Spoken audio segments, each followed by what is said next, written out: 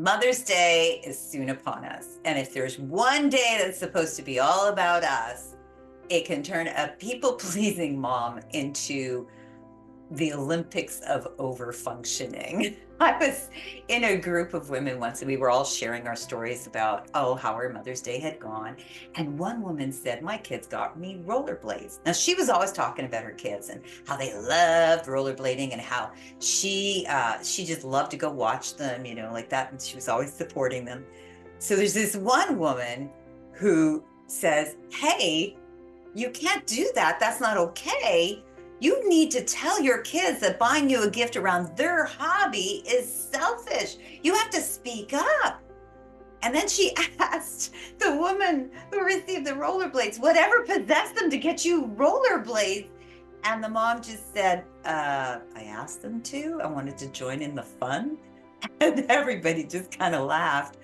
But, overextended mom sort of like crumbled.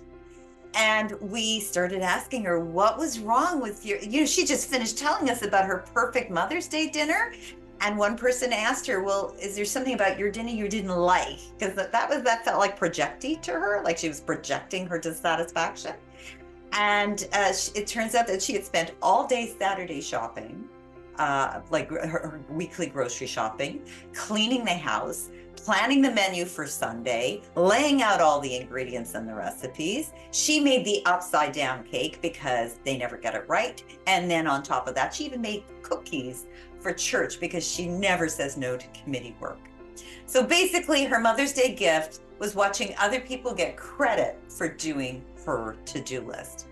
And she had convinced herself that she was happy about it until that rollerblade story hit a nerve with her. And that's when she was able to tell us what she was really feeling.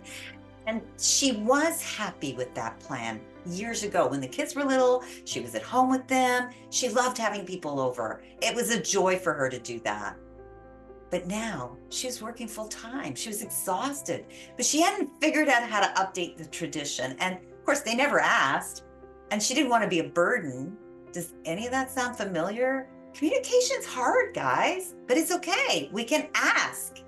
So we don't want to disappoint everyone, especially if we set the rules in the first place and we think they'll be upset if I change it now, or worse, maybe I'll seem ungrateful for all the work they did all these years. But you know what really happened in this case? She got honest. She went home and she told her husband about our conversation. She told him, I don't want to be spending my Mother's Day weekends as an event planner anymore. You know what? He was relieved. He really didn't enjoy cooking, but it made her happy. So the next year, she went to the spa all day Saturday. The family cleaned up the house, did the weekly groceries, baked some cookies for church, and on Sunday they went out to dinner as a family and with anyone who wanted to join them. So here's the truth. People pleasers are so busy trying to keep the peace, we forget that we deserve joy too. And when we let people love us the way we need, that's not selfish. It's an act of kindness to everyone involved. So here's a really good place to start practicing being less of a people pleaser and saying what you need with your family.